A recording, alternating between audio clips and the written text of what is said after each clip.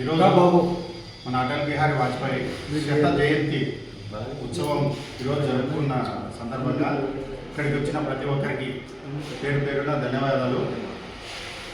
ముఖ్యంగా అటల్ బిహారీ వాజ్పేయి ఆయన యొక్క రాజకీయ జీవితము ఈనాటి యువతకు ఆదర్శవంతంగా ఆదర్శప్రాయంగా మనం ఆయన జీవితాన్ని ఆదర్శంగా తీసుకుంటూ భవిష్యత్తు రాజకీయాల్లో కూడా ఈనాటి యువత ముందుకు పోవడానికి ఎవరో ఆదర్శం కాదు, ఆయన జీవిత చరిత్ర, ఆయన రాజకీయ జీవితం కూడా మనం ఆయన ఆదర్శంగా తీసుకొని రాజకీయ భవిష్యత్తును ఈనాటి యువత తీసుకొని పోయి భవిష్యత్ తరాల కోసం కష్టపడుతూ పోవచ్చని నా యొక్క అభిప్రాయము.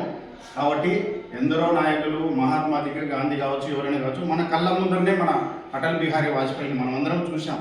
ఇక్కడ ఉన్న యువత కూడా చూసాము. ఆయన జీవితాన్ని మనం ఒక పుస్తక రూపంలో చదువుకొని మన నేటి భవిష్యత్తు రాజకీయాలకు ఆదర్శమైన జీవితం, ఆదర్శమైన ఆయన యొక్క జీవితాన్ని మనం ఆదర్శంగా తీసుకొని భవిష్యత్తు రాజకీయాలను కూడా మనం పార్టిసిపేట్ చేసి దేశానికి సేవ ఎంతో చేయొచ్చని మేము ఈ సందర్భంగా నేను యువతకు స్ఫూర్తిగా తెలియజేయడం జరుగుతుంది.